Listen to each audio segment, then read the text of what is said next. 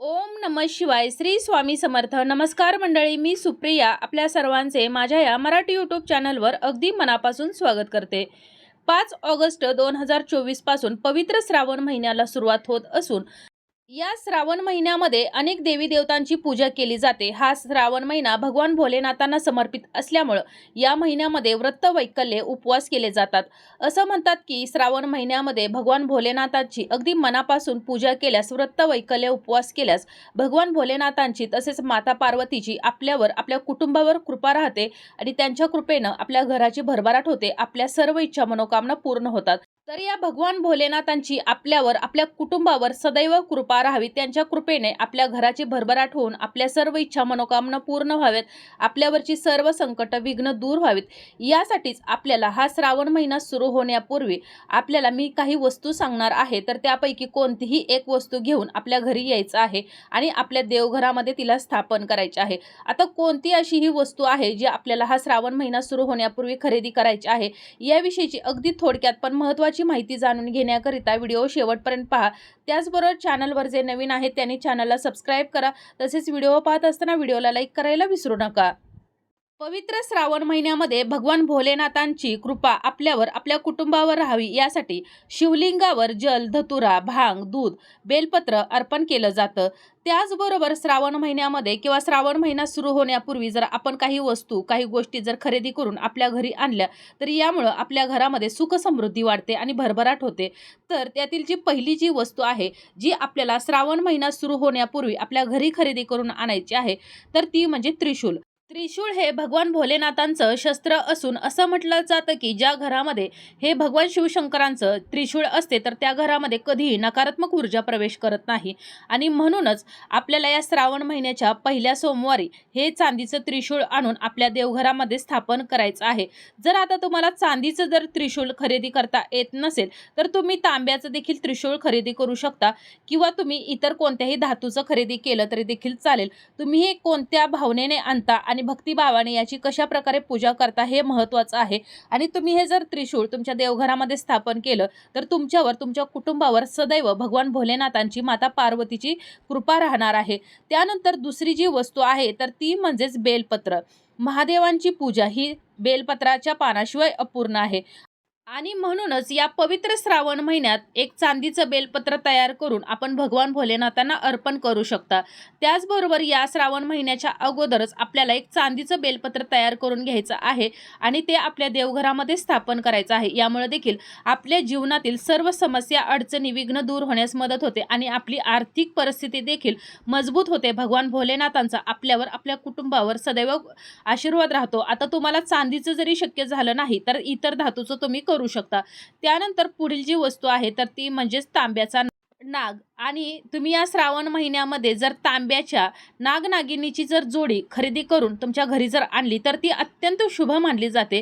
त्याचबरोबर तुम्ही जर एका नागाची किंवा प्रतिकृती जर घेतली आणि तुमचा जो मुख्य प्रवेशद्वार आहे तर त्याच्या समोर किंवा दरवाजाच्या खाली जर ती प्रतिकृती पुरली तर तुमच्या कोणत्याही कामामध्ये अडथळा येणार नाही. तुमच्या घरामध्ये कोणतीही नकारात्मक ऊर्जा प्रवेश करणार नाही आणि भगवान भोलेनाथांचा देखील आशीर्वाद राहणार आहे.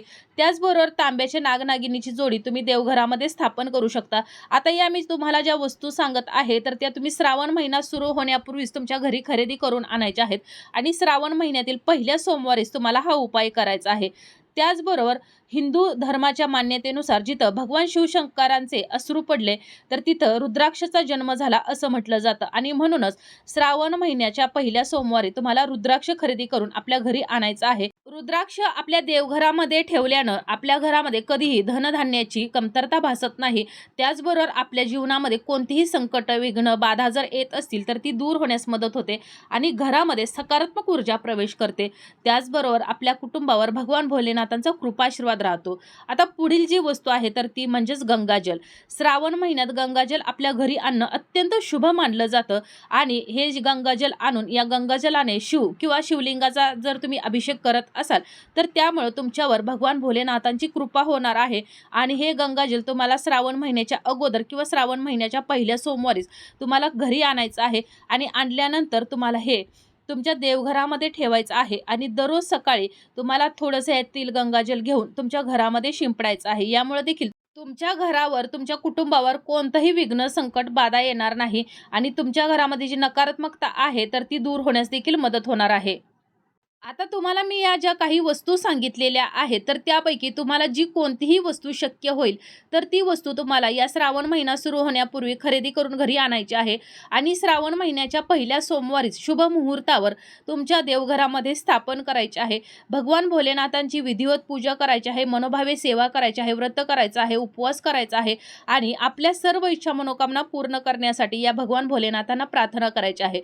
आता मी तुम्हाला या सांगितलेल्या वस्तू सर्व चांदीच्या जरी असतील, परंतु तुम्हाला जरी चांदीच्या वस्तू खरेदी करणं शक्य होत नसेल, तरी देखील तुम्ही कोणत्याही धातूची ही वस्तू खरेदी केली तरी देखील चालेल. तुम्ही कोणत्या भावनेने, कोणत्या श्रद्धेने ही सेवा करत आहात, उपाय करत आहात, हे महत्त्वाचं आहे. तुम्ही कोणती चांदीची वस्तू घ्या किंवा सोन्याची वस्तू घ्या, हे महत्त्वाचं नाही. तर तुमची भक्ती आणि तुमची श्रद्धा महत्त्वाची आहे. तर अशा प्रकारे यापैकी मी ज्या सांगितलेल्या वस्तू आहेत, तर त्या तुम्हाला देवघरामध्ये आणून स्थापन करायच्या आहेत. शक्य असेल तर तुम्ही या सर्व वस्तू खरेदी केल्या तरी देखील चालतील आणि तुम्हाला यांची विधिवत पूजा करायची आहे. भगवान भोलेनाथांचं नामस्मरण करायचं आहे आणि दररोज सकाळी संध्याकाळी या वस्तूंची तुम्हाला पूजा करायची आहे, ज्यामुळे तुमच्यावर, तुमच्या कुटुंबावर सदैव भोलेनाथांची पूजा राहणार आहे. घर तुमचं धनधान्याने भरणार आहे. तुमच्या घरामध्ये कोणत्याही गोष्टीची कधीही कमतरता भासणार नाही आणि भगवान भोलेनाथांच्या कृपेने तुमच्या सर्व इच्छा मनोकामना पूर्ण होणार आहेत आणि म्हणूनच आपल्याला श्रावण महिना सुरू होण्यापूर्वीच या वस्तू खरेदी करून घरी आणायच्या आहेत.